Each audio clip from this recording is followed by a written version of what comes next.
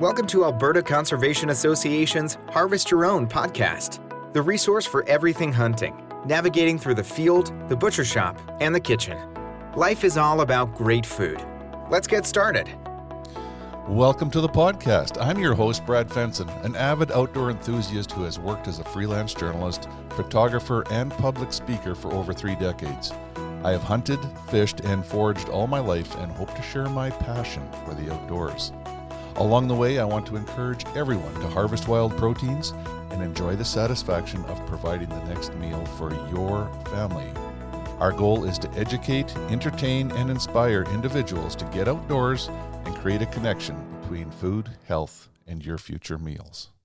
Welcome to Harvest Your Own. We have an interesting topic today. There are lots of big game hunters in the crowd, and when you harvest an animal, do you hang it or not? And does it make a difference? There's lots of debate out there, and I'd like to welcome Lee Foote and Matt Besko to the show today. I think they occasionally work together, although I don't know if you could say work together is the right analogy for them, but welcome to the show. Thank you. Thank you, Brad. Lee, could you just tell us a little bit about yourself, just introduce yourself to the listeners? Glad to. I'm actually an emeritus professor from the University of Alberta. I had 8 years as a wetland ecologist in Louisiana and grew up as a Southerner, Louisianan. And so that's why I talk a little bit funny. And I have a very different experience with processing and handling meat in hot weather conditions. And then moving up here was a whole new ball of wax for me in my mid-40s. And it's been a great learning experience. And the animals here are a lot bigger. They present lots more challenges, but lots more meat as well. I currently do some writing, a little bit of consulting, and I'm still an avid hunter who believes in aging meat when it's convenient. That sounds pretty awesome. Matt, tell us a little bit about yourself. I am currently the Director of Wildlife Health and Licensing for Alberta Environment Parks. I've been involved in wildlife biology and management for the last 30 years in 3 provinces. And I'm an avid hunter.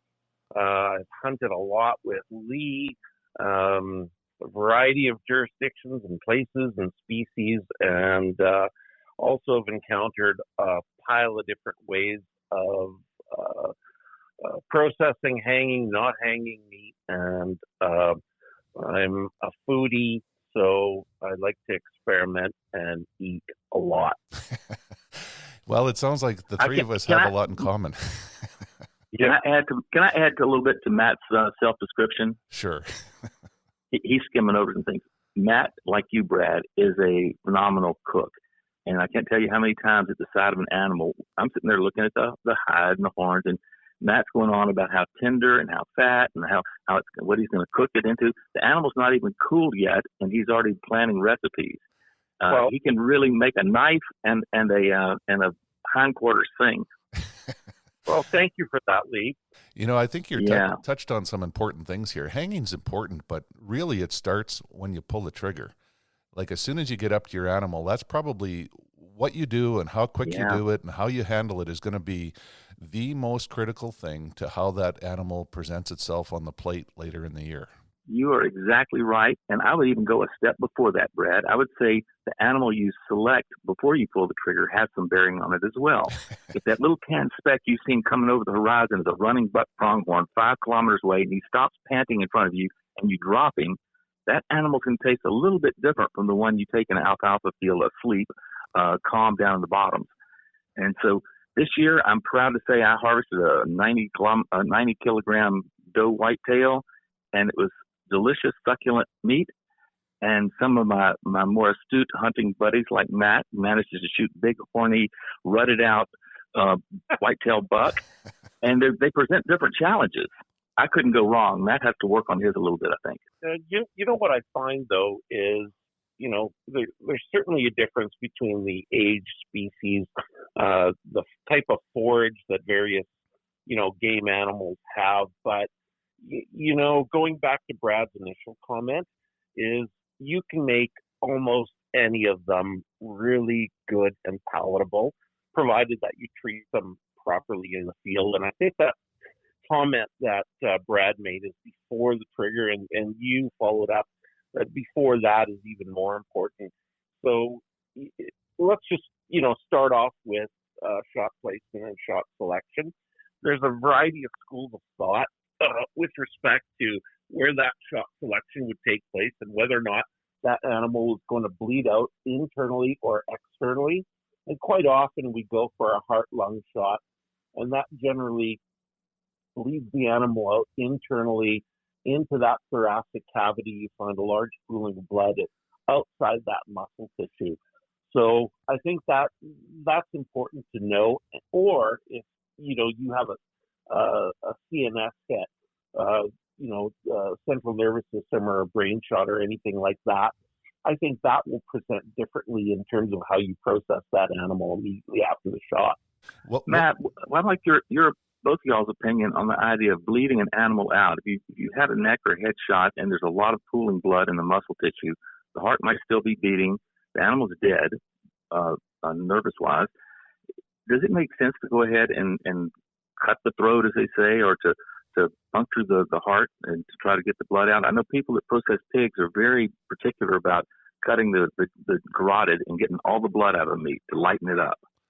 Same thing with lamb and beef to some extent, and many other game animals. I know that when you and I were in Poland, Lee, I noticed that the local forester was quite keen to make sure that animal was bled out. But I don't know exactly what the science is in regards to that, or whether or not that pooling of blood in the muscle tissue can be mitigated by bleeding it out by the throat. If I were to guess, I would say that's probably a better way of doing that, and either getting that blood outside that muscle tissue and outside the venous vessels as well is probably a very good idea. We've seen actual differences in the way the blood is pooled in the muscle tissue before for headshot animals. It just looks different. It does. I don't often have that problem because I'm an old heart and lungs, find the engine room. Yeah. I can't remember the last time I shot one in the head on purpose. I will add that. But yeah, I agree. I wouldn't do that on purpose. I do think that it does definitely. I'll compare it to ducks for a second. Ducks have a lot of you can't really. It's not blood that's left in the muscle. It's more. I think it's called myoglobin that's left in there. But it definitely is more fluid in the muscle tissue. So I know with waterfowl, I often brine my birds, which helps draw some of that out. The salt actually reduces the moisture content in the muscle. So I would personally think that bleeding out a big game animal would be important to have optimal flavor. And what this does is it leads into hanging and drying meat too. But I'll just make a comment: when they harvest or kill domestic livestock, they always bleed them out, whether it's beef or pork or even chickens. So I think if hunters get the opportunity to do that, I think it's a step in the right direction for a better product in the end. No harm comes of it. I mean, if you go up and you cut the throat, which is a difficult step for a new hunter possibly, but it's done as halal meats all around the world. There's a ritual removal of blood. And it won't hurt. It may not work very well, but it won't hurt anything. Exactly. One thing that I do appreciate with wild game is, many species of wild game, as you mentioned earlier, Brad, have mitochondria-rich muscle tissue. It's a source of glycogen, and a lot of respiration, a lot of use, a lot of endurance has to take place. So that muscle tissue is often quite low in fat. There's not a lot of striated fat intramuscularly. And, that being said, you want to be able to treat it. And in Europe, just looking at old European, cookbooks and things like that, they almost always used a brine solution with almost all game, whether or not it was roebuck or pheasant or, red deer, anything like that. And they added some sort of acid like vinegar as well. And I remember as a kid coming from a Polish family, when we had game, it was always brined with a touch of vinegar in it as well. And what was interesting is my parents rarely hung game. they rarely hung it. Yeah, and Why not? that could be a function of the size of the animal too. Like I guess, you talk about brining, and it does several things. It helps to draw some of the moisture out of the meat, but it also could add moisture or allow it to hold moisture while cooking, which is also an important aspect to keeping it tender. Everyone knows if you dry it out, it's going to taste like shoe leather. I would guess that meat hung at the Besko household just didn't last long enough to get Yeah, it was gone. It was gone pretty quick. But if I had to, my philosophy over the last 30, 40 years of hunting is, regardless of the temperatures externally, and I've seen big old whitetail bucks that have been wounded and recovered the next day, and the meat is basically spoiled, and it's been minus 30, externally. But that retained heat and the viscera and the materials and fluids that are involved in that basically spoil the meat. So I think once the shot placement is defined, once that animal is down, it's eviscerated. I like to get the hide off as soon as possible in order to dump that heat. And I know that, Lee will probably disagree with me, and you could leave it on. In my experience, and I think, this holds true in the livestock industry as well, is hide off, cool the meat as quickly as possible, make sure that it's clean, and whether or not you age it, I think it should be cooled down. And then the age itself, and this would be a question for Brad, and whether or not it actually makes it more tender through a bacterial process, but I know it certainly dries it out and concentrates and focuses that flavor. That's my philosophy on that. Yeah, you touched on several things there. I think we'll just take one step back just for a second. I know it's a little off topic, but cooling the meat, I think, is critical to the end result as well. And in Alberta, our season's open at the end of August, so we deal with temperatures that are hot and cold. And, since we have an expert here, Lee, what would you do if it was, 30 above and you shot a nice, big, healthy whitetail doe? Yeah, that's a good question. We face that all the time in Louisiana, and it's faced all the way down through Central America with brocket deer and other things. And yet you go to the meat markets in some of the Central American countries, and they'll have animals hanging in the early fall. It might be shirt sleeve weather, and they hang there all day. They keep the flies off of them. Why doesn't it spoil? The reason is they drop the initial body temperature down to ambient temperature, and it's not a linear progression. Not to get too technical on this, but there's something called biological zero. That's from freezing to 5 degrees centigrade, where bacterial growth essentially stops. That's the reason we refrigerate our salami, for example. It'll stay for weeks in there just fine. They brought it down to a cool temperature, then they let it bring back up to air temperature in the market. It's not spoiling. It's at high temperatures where the bacteria is going nuts. Now, a lot of this isn't just bacterial. Some of it's internal cellular. I think the term is lysing, or it's a autolysis or self-decomposition. It's not contamination. It's the digestive enzymes that are inherent in our body and we use that constructively. But you've got to get the initial temperature down first, and then you have a lot of latitude.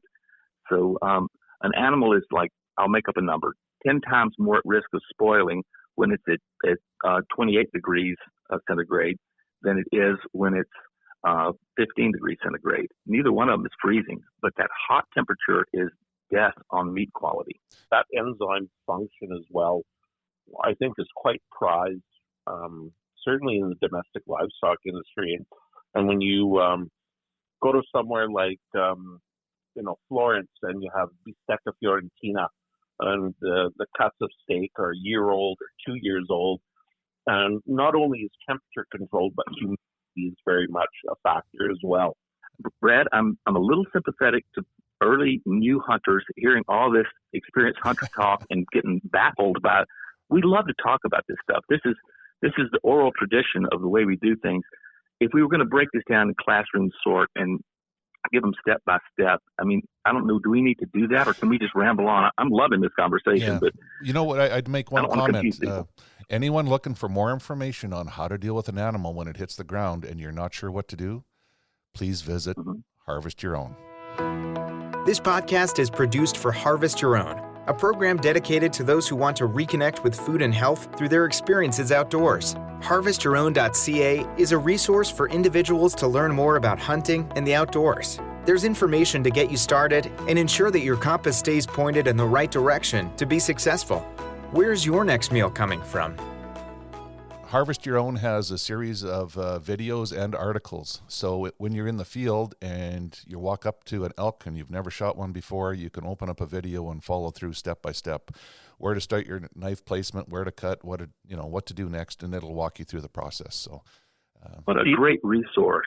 That's really good. The other thing that I wanted to mention, part of that is in my role in wildlife health, is we're certainly seeing the onset of a lot of zoonotic diseases that are occurring in game species. So we're, case in point is chronic wasting disease, and now evidence of COVID that's occurring in deer.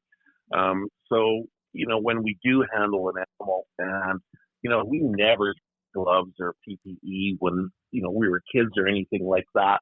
But I would strongly recommend, given things like Echinococcus multilocularis and coyotes, which can be a really debilitating organ-eating disease in humans, chronic wasting disease, which can be a risk or perceived risk, as well as things like COVID, is use gloves, use common sense, and make sure that your tools and equipment, your knives, are sanitized with a good bleach when you do that. And I think safety goes a long way. There's also a number of parasites as well.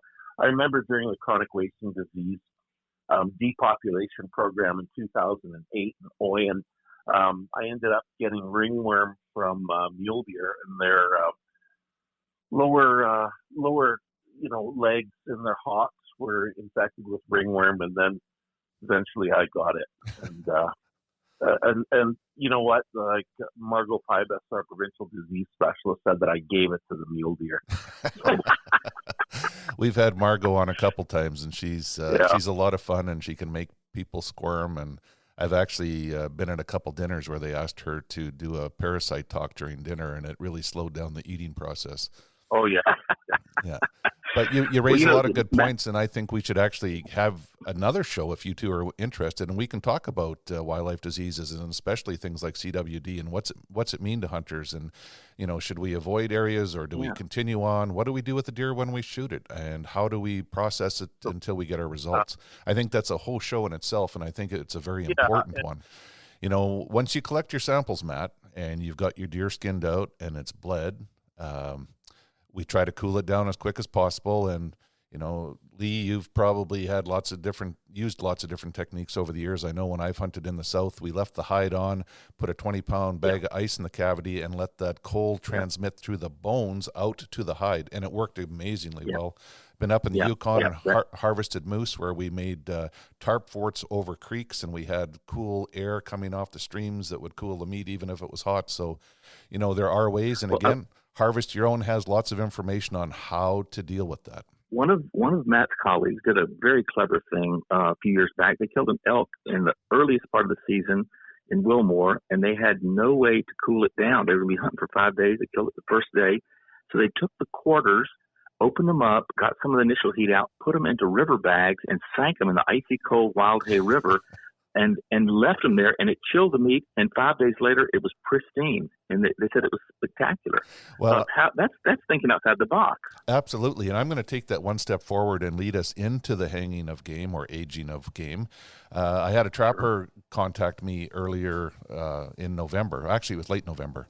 He always draws his moose tag in November because he says the ultimate is to snow age your moose. So as it snowed during the fall, he kept piling it up in a pile. And when he harvested his moose, he took those quarters, dug that snowbank apart, and covered all those ice crystals on top of the moose. And he said 10 or 11 days inside the snow crust ages a moose perfectly. So that's a very old technique. The Inuit have been piling up caribou carcasses in snowbanks for hundreds to thousands of years.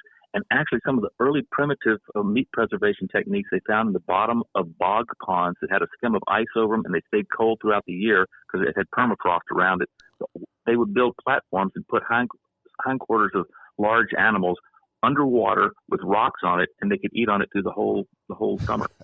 So, I mean, that's a pretty interesting technique that some of the listeners might want to use if you don't have a cooler, you're stuck. Lots of times in November, we always have snow. Not always, but lots of times. Yeah, there is an interesting little subnote to that I read in the beef industry. They said there's a phenomenon called cold shortening, where you chill the meat too quickly before rigor mortis has had a chance to do its first 10 or 12 hours of work. And the muscle fibers tighten up just like a cooked egg tightens up and turns into egg white from clear, and you can never unravel those, and the meat will never be tender enough. So cold shortening, I love that term. It sort of resonated with me. But so I always take backstraps off, hindquarters off, and throw them in snow when I was hunting, and thought nothing of it. Get the heat out as quick as possible. Well, maybe not. Maybe a moderate rate of air chilling. They often advertise beef as being air chilled instead of water chilled or ice chilled. There's something to that, but that's a fine point. I'd say the first thing is to get the meat cooled down moderately to quickly. I agree with you. Okay. Matt, I wanted to take off on something you just said that I thought was really important, about the safety and the gloves. Often it's not only the transmitting from the game animal to the human, but the human to the game animal. So I noticed that butchers wear gloves because that if they touch their face or their hair, they could transmit that onto the meat, and that starts a bacterial colony right there. So you're protecting your meat from yourself. To use a simple little technique, I call it the STP approach. That's the safety, the tenderness, and the palatability. And they each have different reasons. One is protecting the surface from bacteria. The next is the tenderness. We talked about the lysing and this internal cell breakdown you see in meat.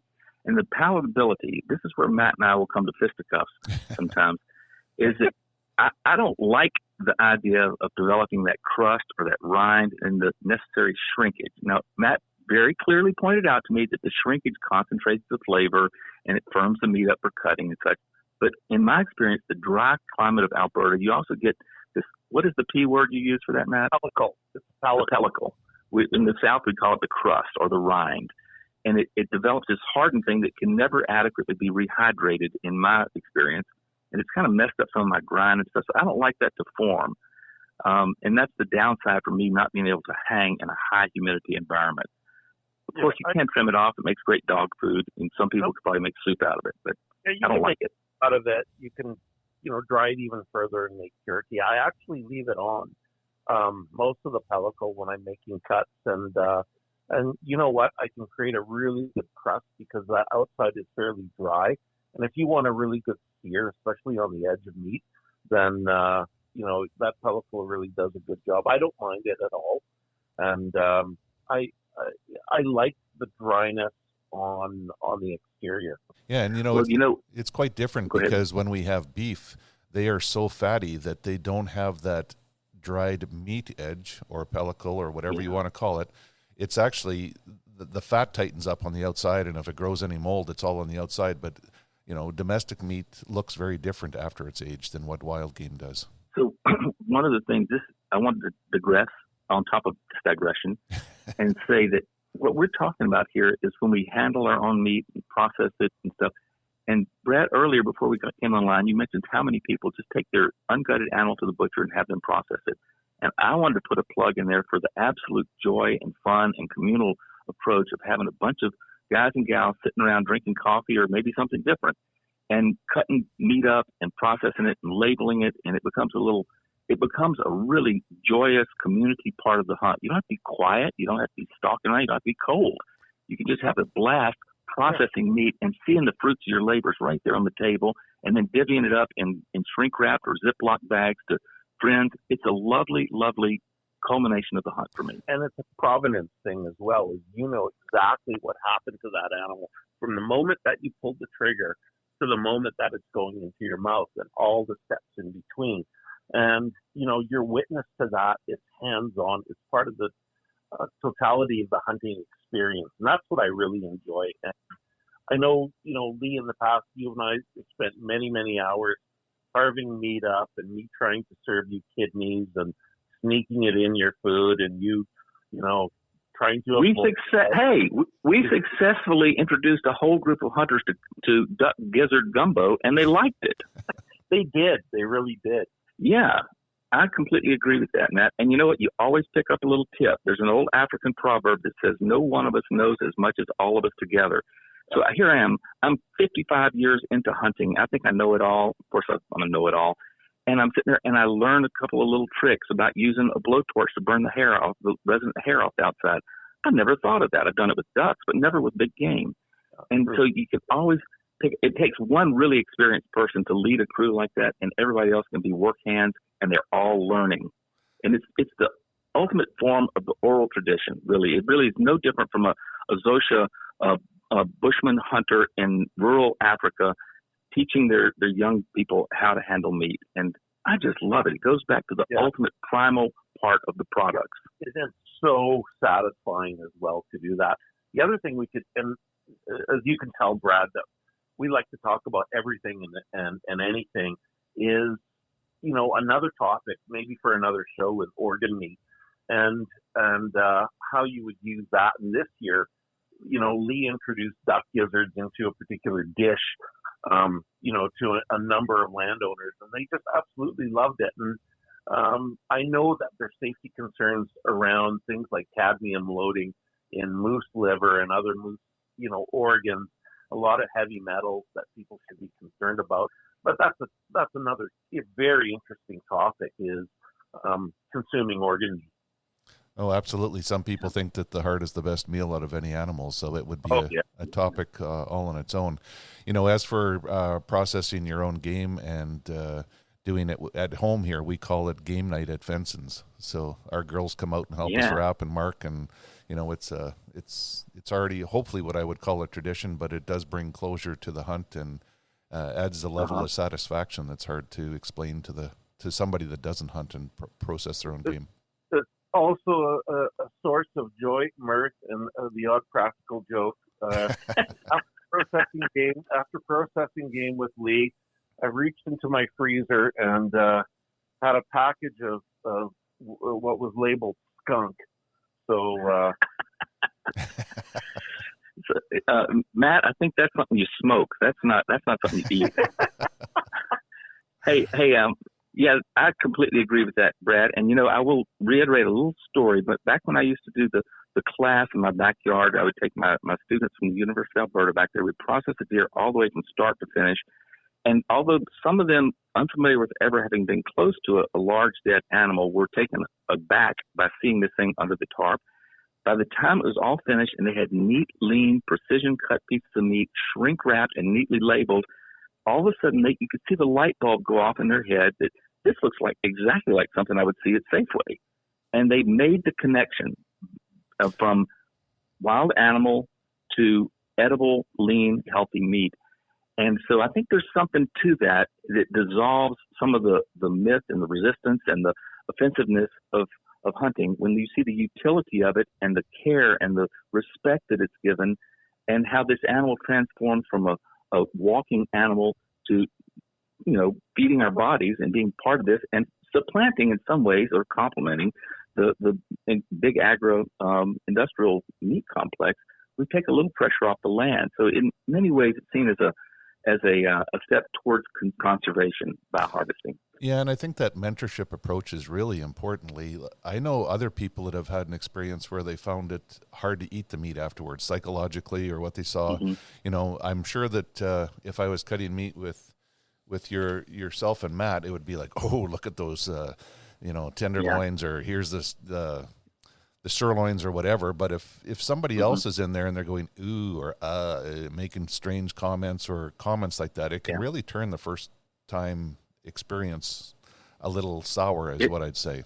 Exactly. People that, regardless of how palatable the actual meat can be, it's the idea of them eating something as foreign to them as a wild animal is essentially, turns them off. And it's not until they actually, taste it. But even then, the idea seems to be overpowering in terms of what their palatability would be. Absolutely. You're right, Matt. And we have a built-in gag reflex or revulsion that has survival value. There are some things we shouldn't eat, and our bodies tell us not to. But we can think our way around that, and we can become familiar with it. And that's why at the very first introduction, before I even pulled the tarp back from this animal, we had a talk about respect. Then we went into the wonders of the biology and the adaptations and hoofs and eyelashes and made this thing real. And at every step of the way, there was no denigrating talk about these animals. They were respected in life and in death. And it became a reverential kind of approach.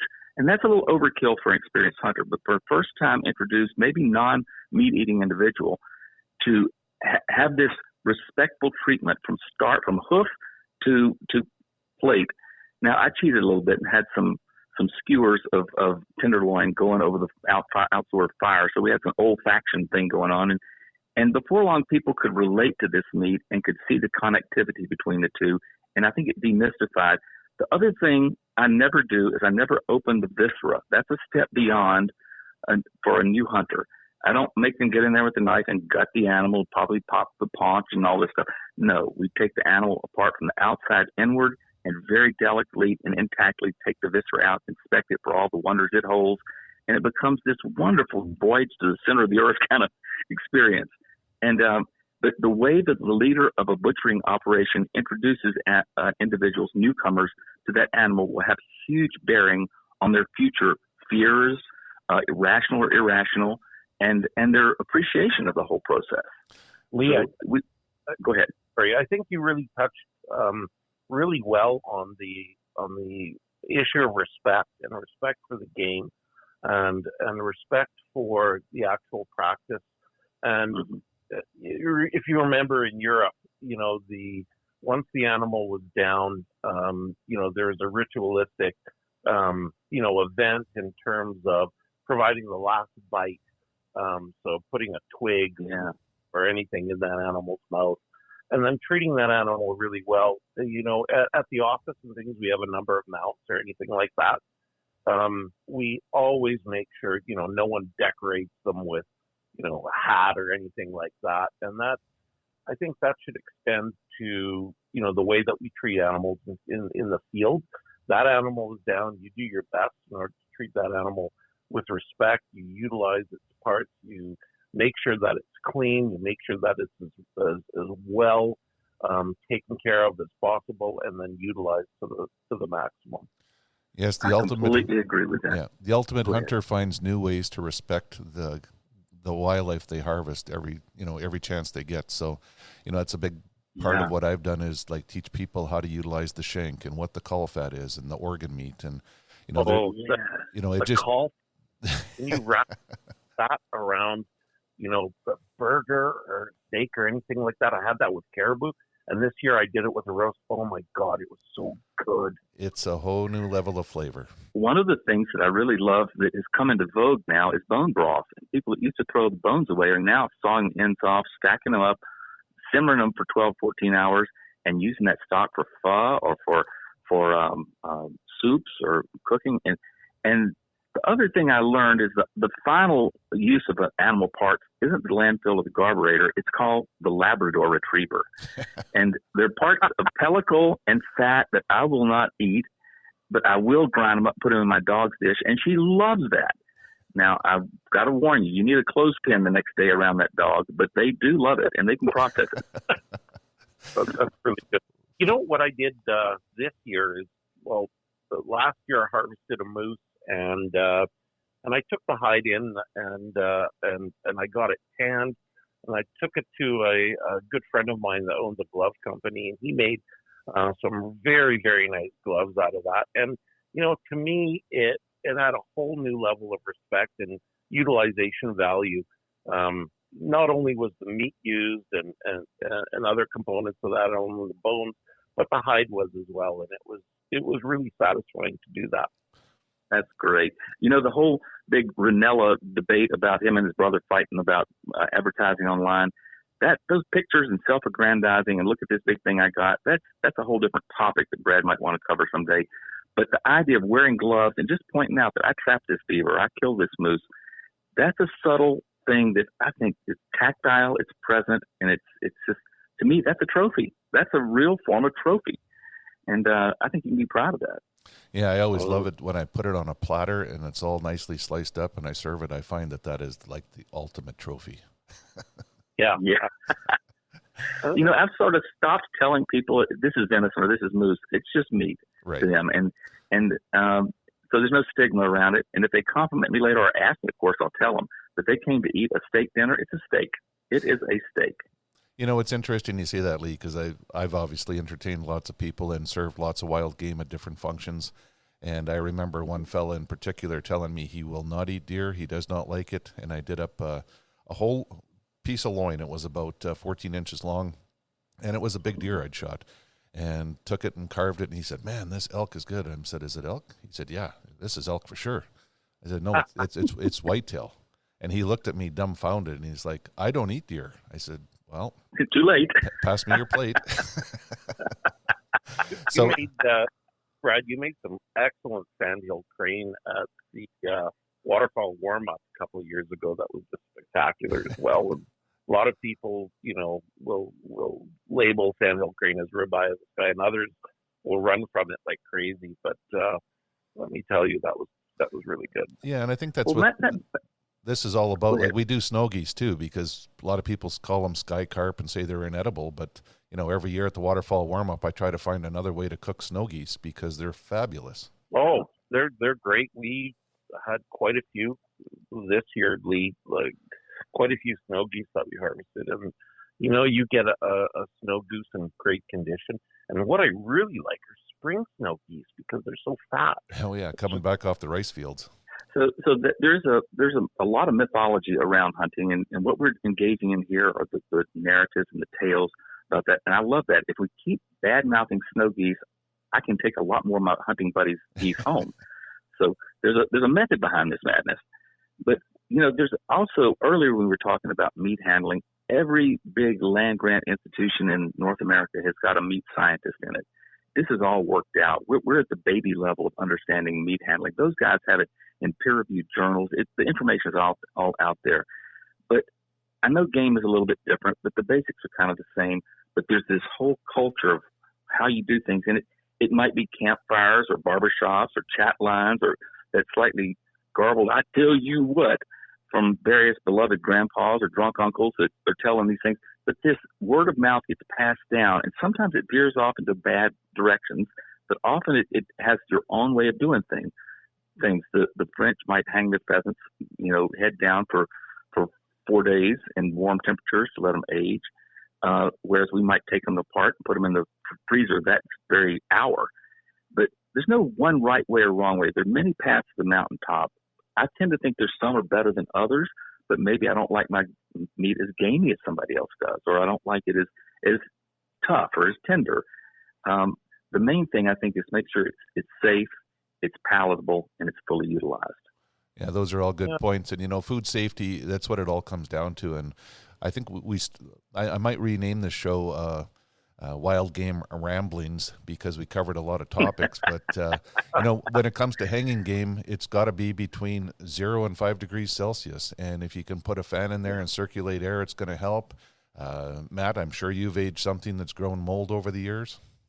Oh, yeah. And you can actually carve that off, but a great way to deal with it is just to use a spritzer bottle with mild vinegar water, spray it, and you can wash it off, and the mold is gone. So you're bringing us back to topic so well, Brad. I'm doing my best to deviate off into this ADHD conversation, but I want to tell you a quick little story here. I once asked a professor of mine when I was a little tyke, how do you age deer? And he said, "You just worry the hell out of them." I also told my wife that we were going to have a professional outdoor writer, a wildlife biologist, and a professor talking. And she said, "Y'all are going to walk into a meat cooler. Is this some kind of joke?"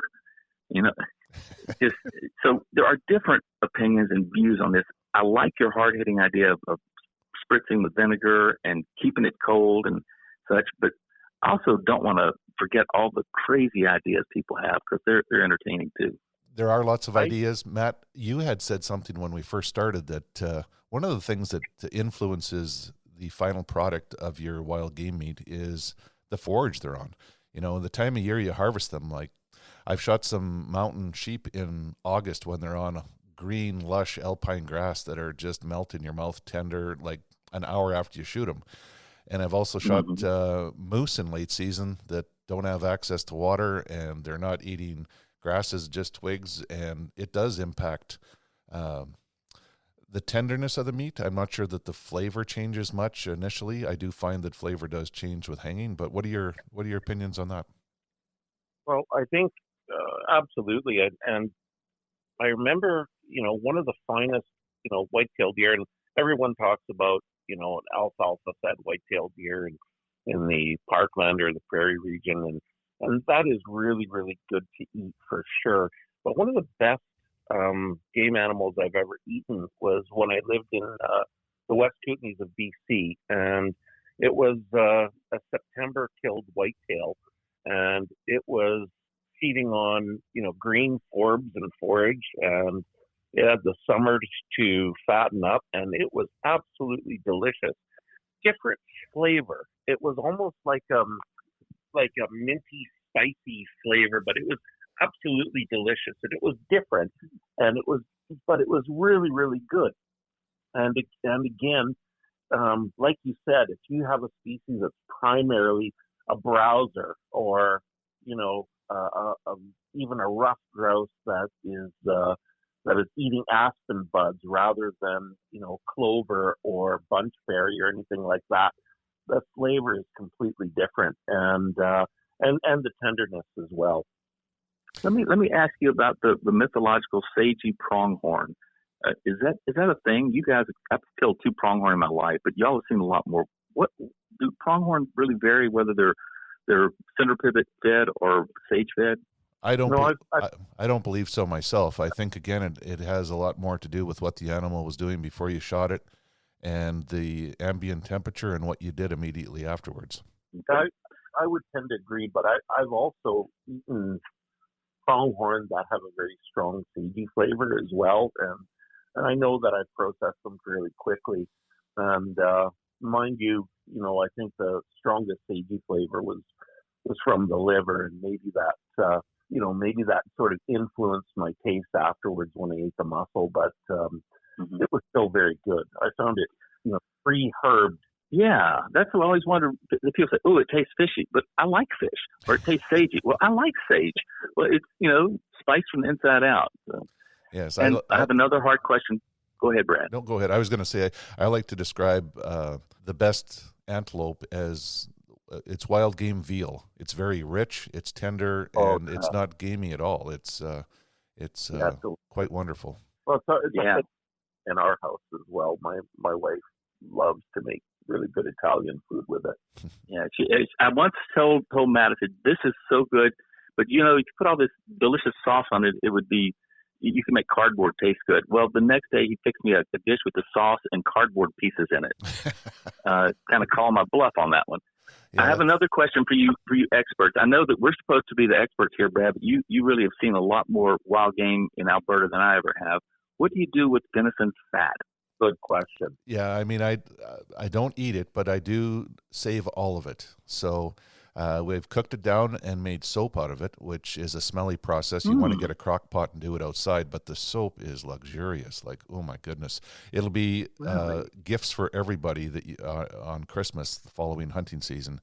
The other thing I do is that's crafty. That's really crafty. That would get my wife going. Oh, you will never be satisfied with store-bought soap again. The other thing is we feed the birds. Like, I save all the fat, and I don't know when listeners are going to hear this. It might be warmer, but it's minus 34 today with the wind chill of minus 41, and I save all the rib cages off my elk and moose, the ones that are shot up and you can't salvage the meat.